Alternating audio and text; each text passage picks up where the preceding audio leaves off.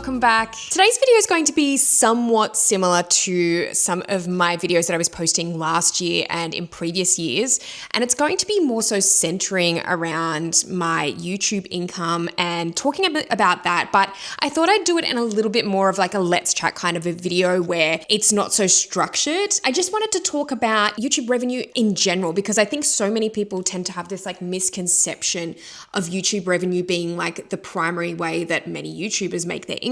And for many like creators, that is the case on YouTube if you're lucky enough. For others like myself, and I'm not a very big creator, I wouldn't say here on YouTube, I have 10,000 subscribers on this channel, which, you know, is like kind of like a small to mid-size kind of channel. I do have another channel with over 100,000 subscribers, which is a photography and retouching channel. However, that channel has been growing for like over 10 years. So it's kind of been a little bit more of a slow burn in that respect. But before I go any further, I am going to introduce myself. So my name is Kayleigh, and if you're new here, I am a creative freelancer and content creator based near Sydney, Australia. And in previous years, my work has definitely leaned more content creation wise rather than creative freelancer. I was primarily doing photography, and that's why I do have a photography and retouching channel. That's what I had been doing for like the greater part of like 10 to 15 years. However, as I said, things have moved kind of shifted direction over the years, and I have found different creative pursuits and content creator avenues that I've definitely wanted to explore. I'm actually going to take this hair tie off because it's absolutely disgusting. There is so much fluff on it. It's like one of those like black velvety kind of ones, and it's just like sticking to everything. It's so gross. And I always realize that I never take them off in my videos. That's something I never do. Anyway, so moving on to the video at hand. So we are going to be talking about how much YouTube paid me over the last 12 months. I used to do a bit of a series on this channel, which really looked into behind the scenes of this and how much each month I was earning. But honestly, it got to a point where I just wasn't earning that much per month. And I really didn't think that people would be interested in seeing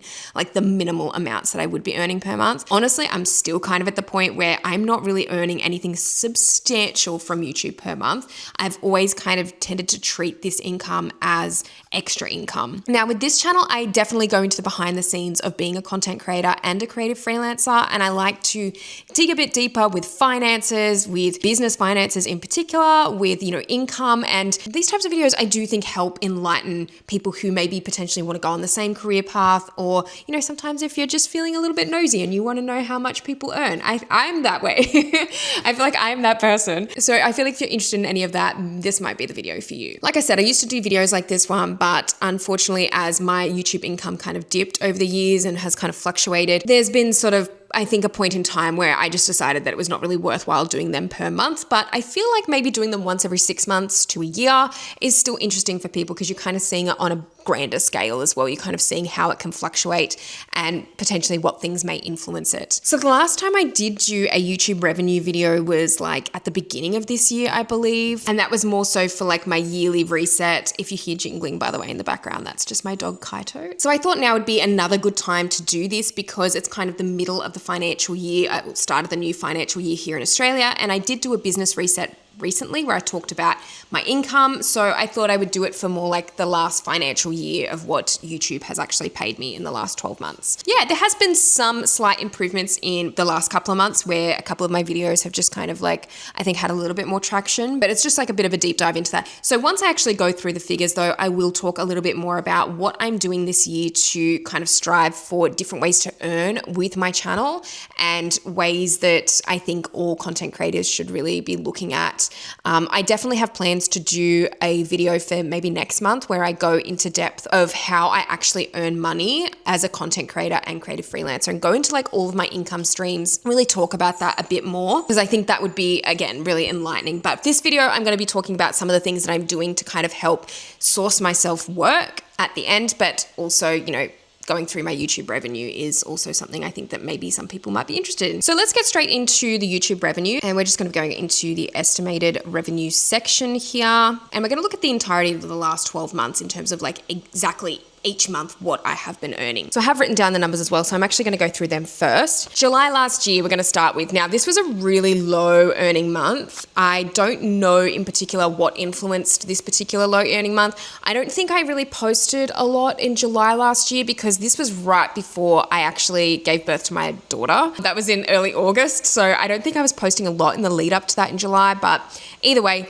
July was $28.77. Now this is in Australian dollars, so that was quite a low month for my YouTube revenue. August was $65.96. September was $61.78. October was $52.46. November was $68.46. December was $60.68. January was $89.31. February was $61.72. March was $66.64. April was $51.29. May was $51.91. And June this year was $145.31. So there was a really big jump to June, actually. That was my highest earning month, which was last month, technically. So yeah, that was because a couple of my videos had gained a little bit of traction, and it was just great because I was able to earn that little bit extra, I guess, in the month for that reason. But yeah, definitely a lot higher than the rest of the other months. So going back to July, actually July was $28.77 last year. That was my lowest earning month. Highest earning month was June last month. And usually I would actually pinpoint in general April as being my lowest earning month, because April usually tends to be, I don't know what it is about April. I think it's just like budgets are kind of low for advertising, because it's sort of like, especially for Australia, I think because, you know, getting into the new financial year, towards the end of the financial year, they don't often like want to spend a lot. It's not usually until the next financial year ticks over that like you see that bit more spending. I feel like April's usually kind of bad because of that, and that kind of goes for all different types of social media promotion and content. Also, it's like holidays. So like, for example, Good Friday and Easter tend to fall in April. We have school holidays here in Australia. People go away. It's just generally like a bit of a shorter month too. So I don't know. I just always find it to be just like a really terribly low earning month. However, compared to July, I think it's actually my second lowest earning month. Now, to go into this a little bit further, I'm just going to quickly talk about CPM and RPM. So CPM is the cost per mile. That is what advertisers are paying per 1,000 views, essentially, to advertise on your videos. So you got your CPM, then you have your RPM, which is your rate per mile, which is rate per 1,000 views of what you're getting paid out of that cut. So basically out of the CPM money that is being paid by brands, you're getting an RPM amount, which is your rate per 1,000 views on average, essentially, that you're being paid. And generally the higher the CPM and RPM rates, the better your income is overall per view on YouTube. So my CPM rates did vary, and I'll just talk about like a couple of the months that are notable. So September, I had the highest CPM rate at $29.69. That was my average, or what the average was for advertisers paying per 1,000 views on my channel. And then for February, it was my lowest CPM month at $22.04. And my average rate per mile, so the actual amount that I was receiving from that CPM rate per 1,000 views on my videos, was $11.01 for the last 12 months. So not too bad. I usually feel like anything above $10 is pretty good for an RPM. Like, if it's going beyond that, or below that, I should say, you'll tend to find that it will be a lot slower to kind of accumulate YouTube AdSense. And definitely if you're getting anything over like $20 an RPM rate, that is usually pretty great. And let's move on to the actual amount that I did receive from YouTube. So for the last 12 months, July last year to the end of June this year, I earned $854.45 from YouTube. So I think most people can kind of look at that number and go, okay, so YouTube's not going to be paying my bills. And let me tell you, YouTube doesn't really pay my bills. That is only working out to be like less than $100 a month. Realistically, like, yes, there are people on YouTube, absolutely, that have a lot higher income from their YouTube videos. For me, at this current point, you know, it's been fluctuating, and really it's just kind of sitting on that average. I mean, like I said, last month was pretty good. Even this month is looking relatively good compared to my previous months, but honestly, I don't think it's going to be doing anything major at this time. And it really is something that I have always focused on, especially because having my other photography and retouching channel, I already knew this going into, you know, this channel, that YouTube revenue was never going to be like the be all and end all of earning as a content creator. I really had that experience myself with my other channel, and even with my other channel having 100,000, you know, subscribers, I think the most I ever earned in a month, and this is for like long form, you know, tutorials and content, evergreen content where people come back to it. Over the years, I think my peak might have been hit at around, I don't know, maybe $1,200 a month.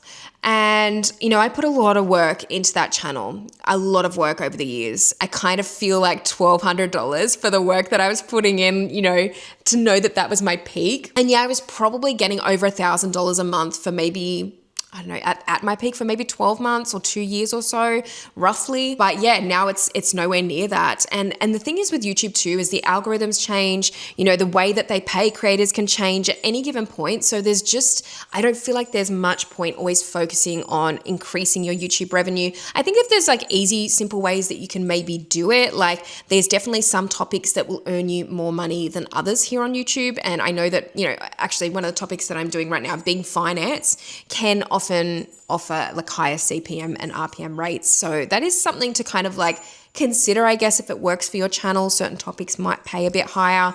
And I think, it's really good to potentially not be so concerned with the amount of views you get, but like the watch time and like the genuine interest from your audience to watch your videos, or as much of them as possible.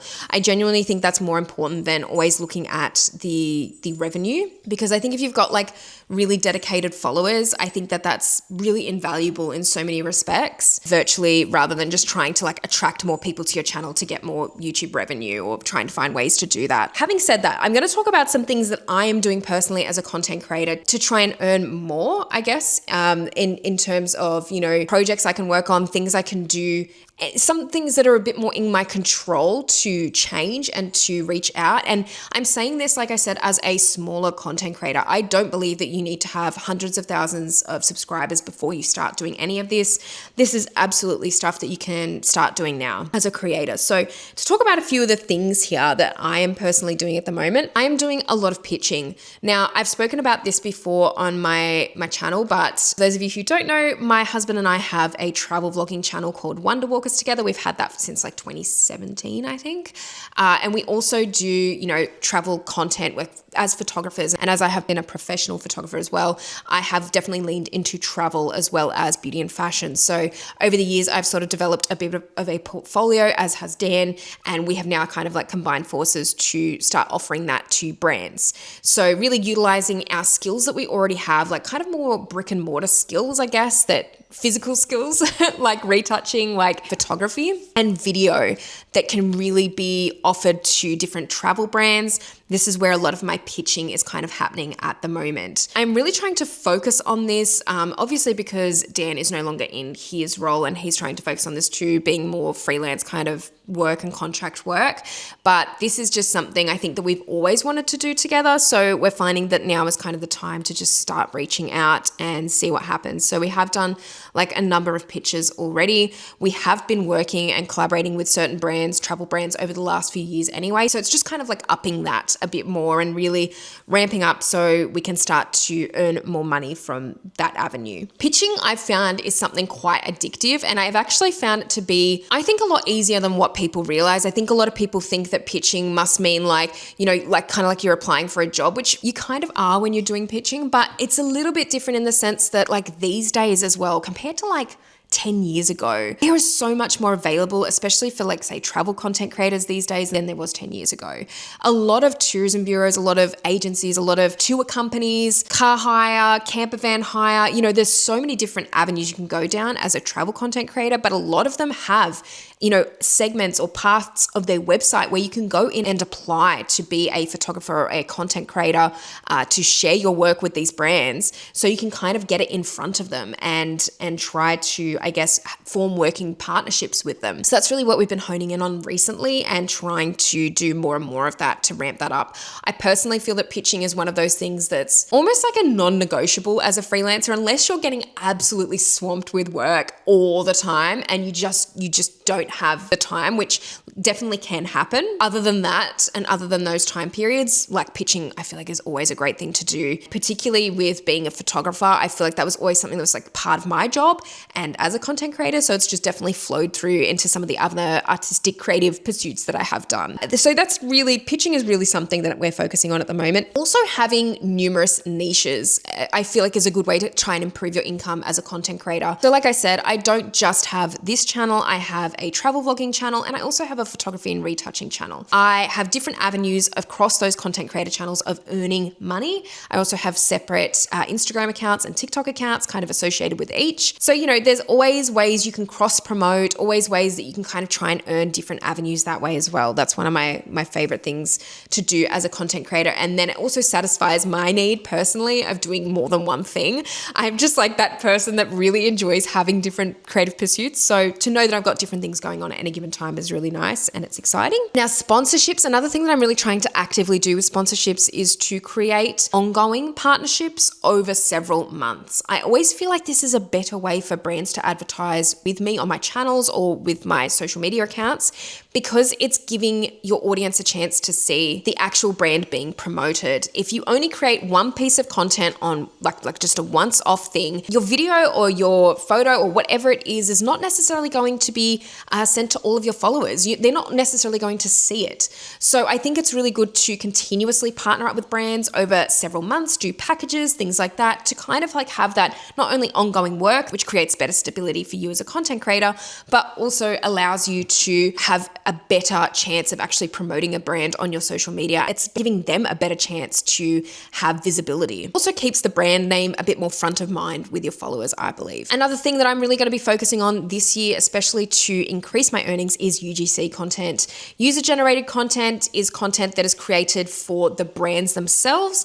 The brands would then go on to potentially post it on their socials or advertise, like do paid advertising with those videos. Really important to think of as small creators, because UGC is something that small creators can do.